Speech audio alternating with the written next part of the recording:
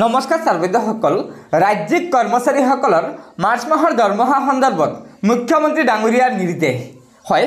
মুখ্যমন্ত্ৰী ডাঙৰীয়াই জনাইছে যে ৰাজ্যিক কৰ্মচাৰীক ৮ এপ্ৰিলৰ পৰাহে মাৰ্চ মাহৰ দৰমহা দিয়া হ'ব।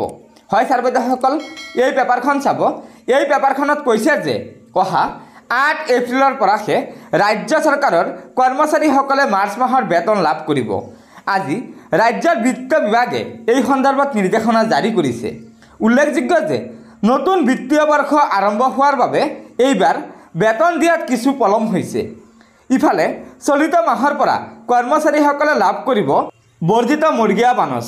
জানিব পৰা মতে মুখ্যমন্ত্ৰী ডক্টৰ হিমন্ত বিশ্ব শৰ্মা ডাঙৰীয়াই ৰঙালী বিহুৰ পূৰ্বে সকলো কৰ্মচাৰীয়ে যাতে বেতন আৰু পেঞ্চন লাভ কৰে তাৰ বাবে ব্যৱস্থা গ্ৰহণ কৰিবলৈ নিৰ্দেশ দিছে।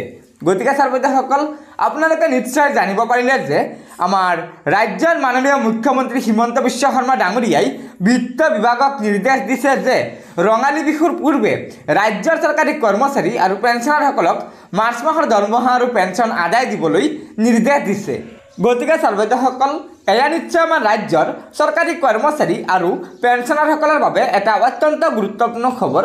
সেয়েহে লগৰ বন্ধুবৰ্গক এই ভিডিঅ'টো শ্বেয়াৰ কৰি আজিৰ এই গুৰুত্বপূৰ্ণ খবৰটো জনাই দিব আৰু নতুনকৈ অহা ছাৰবেদসকলে পৰৱৰ্তী সময়ত ৰাজ্যিক কৰ্মচাৰী আৰু পেঞ্চনাৰসকলৰ বিভিন্ন খবৰসমূহ সম্পূৰ্ণ শুদ্ধ তথ্যৰ ওপৰত পোনপ্ৰথমে পাবলৈ অনুগ্ৰহ কৰি আমাৰ এই চেনেলটো ছাবস্ক্ৰাইব কৰি ল'ব।